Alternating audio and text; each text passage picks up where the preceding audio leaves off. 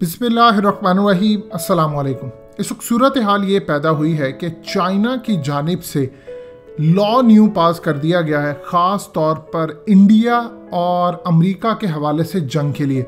ये लॉज क्या पास किए गए हैं और सारी की सारी पावर्स इस वक्त चाइना के सदर के पास आ गई है कि वो किसी भी वक्त बड़ी जंग के लिए ऑर्डर जारी कर सकता है।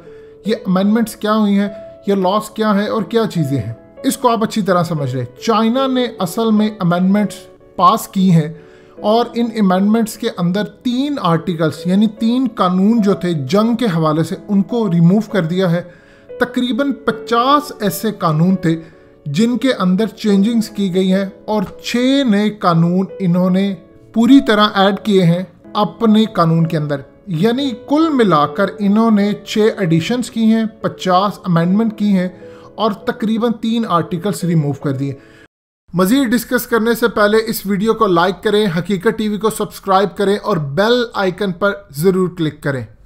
असल में ये रिमूव इसलिए किया है कि सारी की सारी पावर इस वक्त सेंट्रल मिलिट्री कमीशन जो कि चाइना के सदर के अंडर है उसके हाथ में आ गई हैं और स्टेट काउंसिल यानी उनकी कैबिनेट अब वो फैसला नहीं लेंगे। अब फैसला लेगा चाइना का सदर कि किस वक्त जंग करनी है, जंग के दौरान क्या होगा, किस तरह की चीज़ें होंगी। असल में इस चीज़ के बाद वो पूरी तरह मुल्क के अंदर एक जंगी पॉलिसी देने जा रहे हैं और पूरी कौम को अब नए जंगी रूल्स के तहत तैयार कर रहे हैं। अब मिसाल के तौर पर इनमें क्या क्या चीज़ें आ सकती हैं, इनमें साइबर सिक्योरिटी के हवाले से, स्पेस के हवाले से, इलेक्ट्रोमैग्नेटिक्स वेव्स के हवाले से, कन्वेंशनल वेपन्स के हवाले से, ये तमाम की तमाम जो डिफेंस न्यू लॉज हैं इनके इर्द गिर्द घूमते हैं। अब पूरी कौम को एक पॉलिसी दी जाएगी कि आपने साइबर सिक्योरिटी के हवाले से जंग के लिए इस तरह तैयार रहना है। अगर मुल्क के अंदर जंग होती है तो आपको चाइना का सदर क्या ऑर्डर जारी करेगा जिसके लिए आपने फौरी तौर पर तैयारी करनी है। यानी एक एक अमेंडमेंट अब कर दी गई है। आप दूसरे लफ्ज़ों में समझ लीजिए पूरे का पूरा कानून इन्होंने बदल दिया है जंग के लिए और नई डेवलपमेंट अब की है जिसके तहत अब चाइना के सदर का एक ऑर्डर आएगा जिसके बाद पूरी की पूरी कौम एक टांग पर जंग के लिए तैयार हो जाएगी। असल में चाइना के सदर ने अपनी जितनी मिलिट्री लीडरशिप और मिलिट्री को तैयार कर रहे हैं वो बड़ी जंग के लिए, और ये पूरी तरह इंडिकेशन है कि एक कोई बड़ी जंग सर पर आपके खड़ी है जिसको एग्जीक्यूट पूरी तरह करने के लिए ये अमेंडमेंट्स की गई हैं। अब देखिए आम रूटीन के अंदर होता है कि फ़ौज की एक लिमिटेशन होती है कि वो ये काम कर सकती है, ये नहीं कर सकती। इस वक्त पूरी तरह इन्होंने जो चेंजिंग्स की हैं उनके मुताबिक कि किसी भी वक्त पूरे मुल्क के अंदर फ़ौज को इख्तियार दे दिया गया है कि वो सर्टन इदारों के अंदर जाकर अपनी मर्ज़ी से चेंजिंग्स कर कर उनका कंट्रोल हासिल कर कर या उनको कमांड देकर जंग के लिए तैयार कर सकते हैं।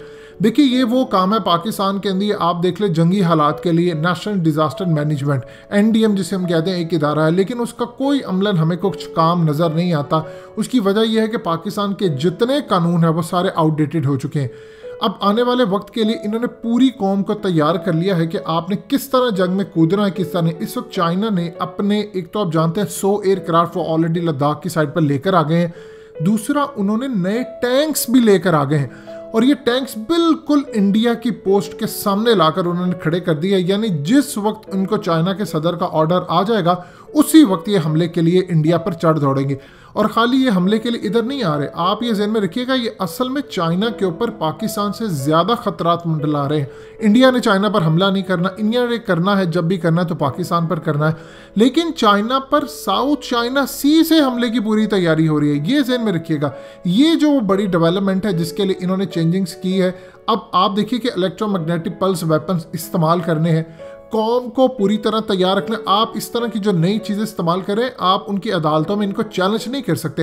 ये पूरे का पूरा मिलिट्री लीडरशिप का जो स्ट्रक्चर है वो इस वक्त चाइना के सदर के हाथ में आ गया। यानी वो हर तरह से पूरे मुल्क के अंदर मिलिट्री लीडरशिप हो, चाहे वो उनकी एयरफोर्स हो, ग्राउंड फोर्सेज हो, रॉकेट फोर्सेज हो, उनको कोई भी ऑर्डर जारी करेंगे तो उसी वक्त उनको मानना पड़ेगा। ऐसा नहीं है कि पहले वो स्टेट काउंसिल में जाएगा, कैबिनेट उसको देखेगी, अप्रूव करेगी, वो उसी वक्त जो ऑर्डर जारी करेंगे जंग के लिए वो तैयार रहेगा। चाइना के सदर ने पिछले 5 सालों में जिस तरह अपनी मिलिट्री लीडरशिप को और जिस तरह अपने मुल्क के अंदर electromagnetic pulse weapons, electronic warfare upgrade किया है, इसकी पूरी तारीख के अंदर आपको कोई मिसाल नहीं मिलती। असल में पूरा इख्तियार दे दिया गया है इस वक्त चाइना के सदर को कि वो पूरी तरह फोर्सेस को कंट्रोल कर सकते हैं बगैर किसी डिस्ट्रप्शन के, इंटरप्शन के, और पूरी तरह अपना टारगेट, चाहे वो ताइवान के ऊपर इन्होंने हमला करना हो, ताइवान को कैप्चर करना हो, या किसी तरह भी जाकर इंडिया पर या अमेरिका पर हमला करना हो, ये तमाम की तमाम पावर्स है। होता यूँ है कि आम रूटीन के अंदर फौज की मिलिट्री लीडरशिप स्टेट काउंसिल के अंदर मामला जाता है, वो कहते हैं कि नहीं हमें ये काम नहीं करना, चूंकि इन्होंने अपने आप को अपग्रेड कर दिया और थ्रेट इतने ज़्यादा आ चुके हैं इस वक्त, इतने ज़्यादा इनके पास इंटेलिजेंस मालूमात है कि हमले की तैयारियां हो रही हैं, जिसके लिए उन्होंने पूरे का पूरा लॉ ही चेंज कर दिया है कि आज के बाद अब कौम को असल में गाइडलाइन दी जाएंगी कुछ नहीं कि आपने फलानी मिलिट्री अगर आपको कहती है तो आपने ये करना है। अब अगर इनको पैसों की रिक्वायरमेंट होगी, चाइना के पास वैसे तो पैसे बहुत ज़्यादा है, या जंगी हालात के लिए आपने क्या क्या करना है, पूरी दुनिया के अंदर जो ओवरसीज चाइनीज़ रहते हैं उन्होंने क्या काम करना है, पूरे का पूरा एक स्ट्रक्चर इन्होंने लॉ का बदल दिया है।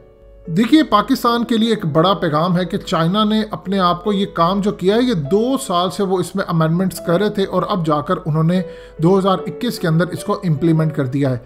अब पाकिस्तान के लिए सूरत हाल क्या है, देखिए आने वाले वक्त के अंदर आपकी फ़ौज को भी ये काम करने पड़ेंगे। बहुत सारे जो इख्तियारात हैं जो फ़ौज के पास नहीं है वो फ़ौज को लेने पड़ेंगे। उसकी वजह ये है, ऐसा नहीं है कि जंगें आपके सर पर खड़ी हों तो आप पार्लियामेंट की तरफ देख रहे हो, पार्लियामेंट में कोई कानून आएगा, वो कानून पास होगा, वो सदर के पास जाएगा, फिर उसके बाद वो सेनेट के पास जाएगा, फिर वो अदालत में कहीं चैलेंज नहीं होगा। ये तमाम काम अब फ़ौज को करने हैं। पाकिस्तान की मिलिट्री लीडरशिप और हुकूमत इस बात पर आपको करते हुए नजर आएंगे आने वाले वक्त के अंदर, और उनको करना भी है कि कौम को मोबिलाइज करें, उनको एक गाइडलाइन दे। आपको याद होगा हकीकत टीवी ने आपको तफसीली एक वीडियो में बताया था कि इमरान खान कौम से खिताब करेंगे। ये उसी तरह की कैटेगरी के अंदर आता है कि आपको बताया जाएगा, गाइडलाइन दी जाएगी कि ये काम आपने करने हैं। यहाँ पर शोर भी बहुत मचाया जाएगा कि जी फौज को ये इख्तियारत क्यों दे रहे हैं। अब जंग में जब आप जाते हैं तो फिर आप ये नहीं देखते पुलिस के सारे इख्तियारत फौज के पास आ जाते हैं, क्योंकि इंटेलिजेंस बेस्ड ऑपरेशन हर जगह पर होना है। ऐसा नहीं है कि आप देखें कि एक मुल्क के अंदर जंगी हालात है, क्योंकि प्रॉक्सी पाकिस्तान पर मुसल्लत होनी है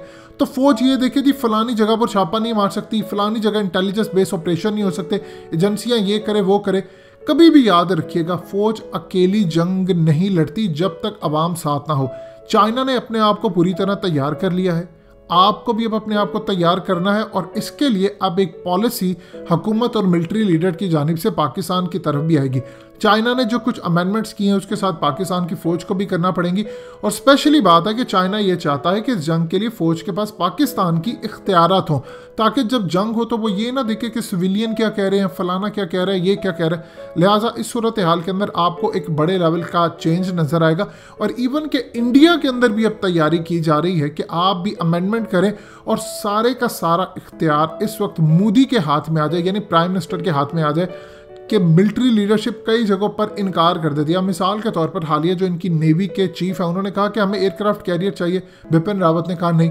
वो कहता है ये तमाम की तमाम जो चीज़ें हैं, किसने क्या लेना क्या नहीं लेना, वो सिविलियन लीडरशिप के हाथ में है। क्योंकि मोदी आप जानते हैं हिंदुत्व की पॉलिसी को लेकर चलता है, उसने जो भी पॉलिसी बनानी है वो अखंड भारत को सामने रखते हुए बनानी है। उनकी फ़ौज में, उनकी एयरफोर्स में, उनकी नेवी में मामला डिफरेंट रहता है। वो पूरे मुल्क को लेकर आगे चलने के मामला हैं। उनकी फ़ौज के अंदर भी क्यों बिपिन रावत को रखा है, वो भी मोदी की सोच का हामिल है, जबकि निर्वाणे उनका जो आर्मी चीफ है वो कम्प्लीटली डिफरेंट सोच रखता है और वो यही चाहता भी है कि हम इलेक्ट्रॉनिक वारफेयर में अपने आप को अपग्रेड करें। लिहाजा आने वाले वक्त में आपको हर तरफ बड़ी पॉलिसीज नजर आएंगी। दोस्तों, हकीकत टीवी को सब्सक्राइब करना मत भूलिए, वीडियो को लाइक करें, शेयर करें और कमेंट सेक्शन में अपनी राय का इजहार ज़रूर करें।